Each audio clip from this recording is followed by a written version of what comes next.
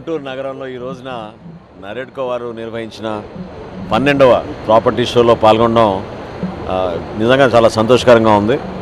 ఎన్నో కష్టాలు ఎదుర్కొన్నారు పాపం.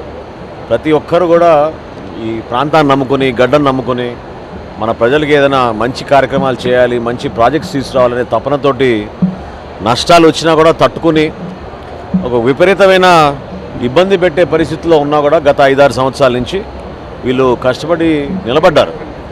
సో మాదొక బాధ్యతగా మేము భావించాలి. కూటమి ప్రభుత్వంలో తప్పకుండా ఇటువంటి పెట్టుబడిదారులు ఎవరైతే మన ప్రాంతానికి వచ్చి మంచి ప్రాజెక్ట్స్ చేసి మన లివింగ్ కండిషన్స్, లైఫ్ స్టైల్ మార్చే విధంగా కొత్త ఆలోచనలతో వాళ్ళు చేస్తున్న కార్యక్రమాన్ని మనం అభినందించాలి. చాలా కొత్త ప్రాజెక్ట్స్ వచ్చినాయి, ప్రోడక్ట్స్ వచ్చినాయి. ఆ ప్రోడక్ట్స్ అన్నింటినీ కూడా డిస్ప్లే చేసి ఈ విధంగా ఏర్పాట్లు చేసి గుంటూరులో ఓ కార్యక్రమం చేసుకుంటున్నామంటే నిజంగా మనస్ఫూర్తిగా వాళ్ళు అభినందిస్తున్నాను. అట్ ద సేమ్ టైం ప్రతి ఒక్కరిలో కూడా భావన రావాలి.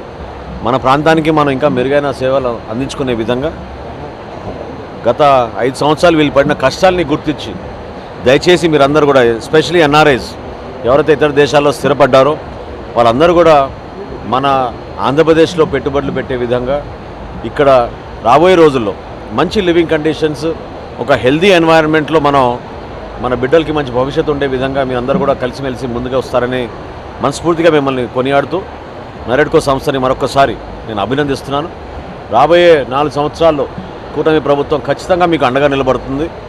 రియల్ ఎస్టేట్ వ్యాపారం అనేది కాదు, ఈ ప్రాంత అభివృద్ధిలో వీళ్ళు భాగస్వాములు కాబట్టి మనస్ఫూర్తిగా వాళ్ళని మేము అన్ని విధాలుగా అండగా నిలబడతాం.